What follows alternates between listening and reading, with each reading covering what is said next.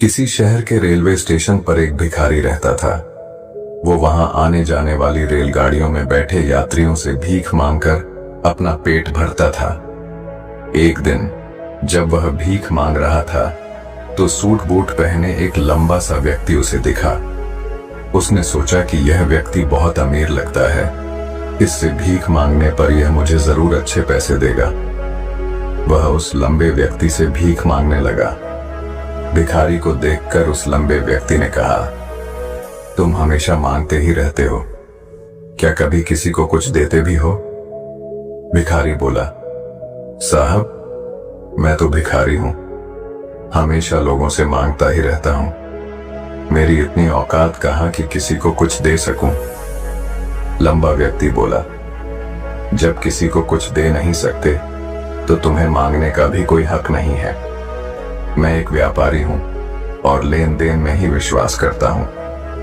अगर तुम्हारे पास मुझे कुछ देने को हो तभी मैं तुम्हें बदले में कुछ दे सकता हूं। इतना कहने के बाद वह लंबा आदमी ट्रेन में बैठकर चला गया। इधर भिखारी उसकी कही गई बात के बारे में सोचने लगा। उस लंबे व्यक्ति के द्वारा कही गई बात उस भिखारी के दिल में उतर गई। वह सोचने लगा कि शायद मुझे भीख में अधिक पैसा इसीलिए नहीं मिलता क्योंकि मैं उसके बदले में किसी को कुछ दे नहीं पाता हूं। लेकिन मैं तो भिखारी हूं, किसी को कुछ देने लायक भी नहीं हूं। लेकिन कब तक मैं लोगों को बिना कुछ दिए केवल मांगता ही रहूंगा। बहुत सोचने के बाद उस भिखारी ने निर्णय किया कि जो भी व्यक्ति उसे भीख देगा उसके बदले में वह भी उस व्यक्ति को कुछ जरूर देगा। लेकिन अब उसके दिमाग में यह प्रश्न चल रहा था कि वह खुद भिखारी है तो भीख के बदले में वह दूसरों को क्या दे सकता है। इस बात को सोचते हुए 2 दिन हो गए, लेकिन उसे अपने प्रश्न का कोई उत्तर नहीं मिला था। तीसरे दिन जब वह स्टेशन के पास बैठा हुआ था तभी उसकी नजर कुछ फूलों पर पड़ी जो स्टेशन के आसपास के पौधों पर खिल रहे थे। उसने सोचा, क्यों ना मैं लोगों को भीख के बदले कुछ फूल दे दिया करूं। उसको अपना यह विचार अच्छा लगा और उसने वहां से कुछ फूल तोड़ लिए। अब वह ट्रेन में भीख मांगने पहुंचा। अब जब भी कोई उसे भीख देता तो उसके बदले में वह भीख देने वाले को कुछ फूल दे देता। उन फूलों को लोग खुश होकर अपने पास रख लेते थे।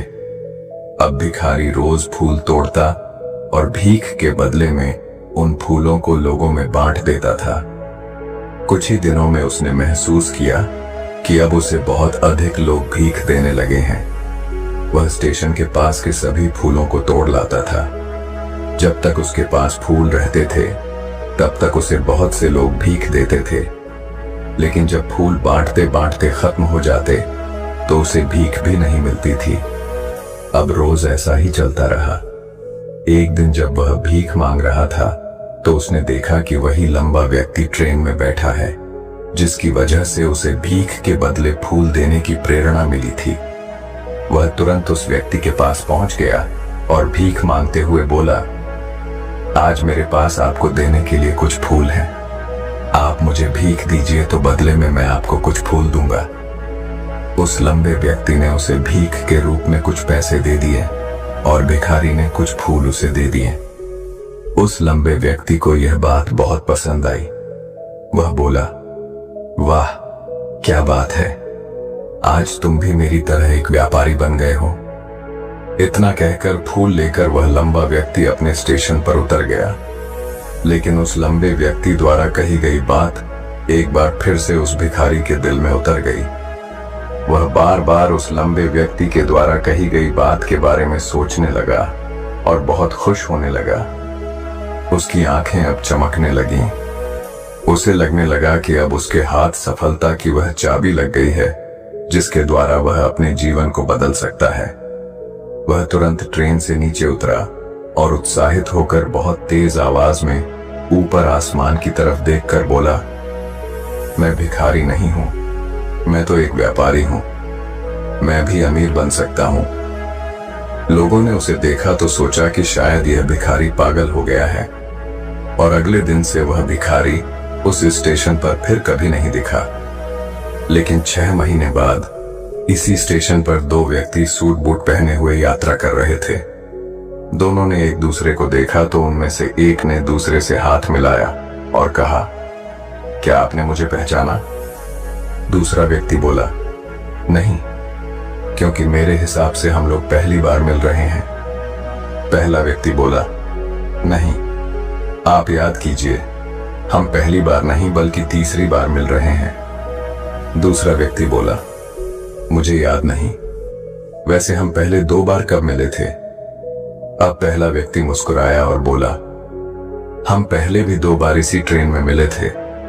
मैं वही भिखारी हूं जिसको आपने पहली मुलाकात में बताया कि मुझे जीवन में क्या करना चाहिए, और दूसरी मुलाकात में बताया कि मैं वास्तव में कौन हूं। दूसरा व्यक्ति मुस्कुराया और अचंभित होते हुए बोला, ओ, याद आया, तुम वही भिखारी हो जिसे मैंने एक बार भीख देने से मना कर दिया था और दूसरी बार मैंने तुमसे कुछ फूल खरीदे थे।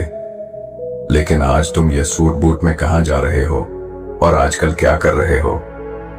तब पहला व्यक्ति बोला, हाँ, मैं वही भिखारी हूं, लेकिन आज मैं फूलों का एक बहुत बड़ा व्यापारी हूं और इसी व्यापार के काम से ही दूसरे शहर जा रहा हूं। कुछ देर रुकने के बाद वह फिर बोला, आपने मुझे पहली मुलाकात में प्रकृति का वह नियम बताया था जिसके अनुसार हमें तभी कुछ मिलता है जब हम कुछ देते हैं। लेन देन का यह नियम वास्तव में काम करता है। मैंने यह बहुत अच्छी तरह महसूस किया है, लेकिन मैं खुद को हमेशा भिखारी ही समझता रहा। इससे ऊपर उठकर मैंने कभी सोचा ही नहीं।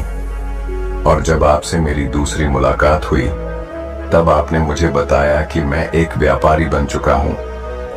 अब मैं समझ चुका था कि मैं वास्तव में एक भिखारी नहीं बल्कि व्यापारी बन चुका हूं।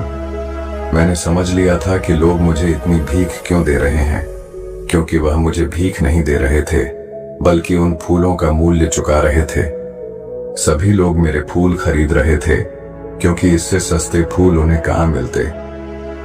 मैं लोगों की नजरों में एक छोटा व्यापारी था, लेकिन मैं अपनी नजरों में एक भिखारी ही था। आपके बताने पर मुझे समझ आ गया कि मैं एक छोटा व्यापारी हूं। मैंने ट्रेन में फूल बांटने से जो पैसे इकट्ठे किए थे उनसे बहुत से फूल खरीदे और फूलों का व्यापारी बन गया। यहाँ के लोगों को फूल बहुत पसंद है और उनकी इसी पसंद ने मुझे आज फूलों का एक बहुत बड़ा व्यापारी बना दिया। दोनों व्यापारी अब खुश थे और स्टेशन आने पर साथ उतरे और अपने अपने व्यापार की बात करते हुए आगे बढ़ गए। दोस्तों, इस कहानी से हमें बहुत कुछ सीखने को मिलता है। कहानी में लंबा व्यापारी गिव एंड टेक के नियम को बहुत अच्छी तरह जानता था। दुनिया के सभी बड़े व्यापारी इसी जीवन के नियम का उपयोग करके सफल हुए हैं। इस फॉर्मूले को उसने भिखारी को भी बताया। भिखारी ने इस प्राकृतिक नियम को अपना लिया और इसका असर उसके जीवन में साफ दिखाई देने लगा।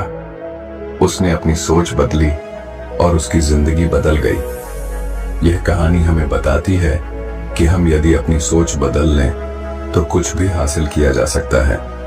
यदि हम खुद को छोटा समझते रहेंगे तो हम हमेशा छोटे ही बने रहेंगे। बड़ा बनने के लिए हमें अपनी सोच को बदलना होगा और खुद के बारे में बड़ा सोचना होगा। कहानी का सार यह है कि सफलता आपकी सोच में छुपी होती है।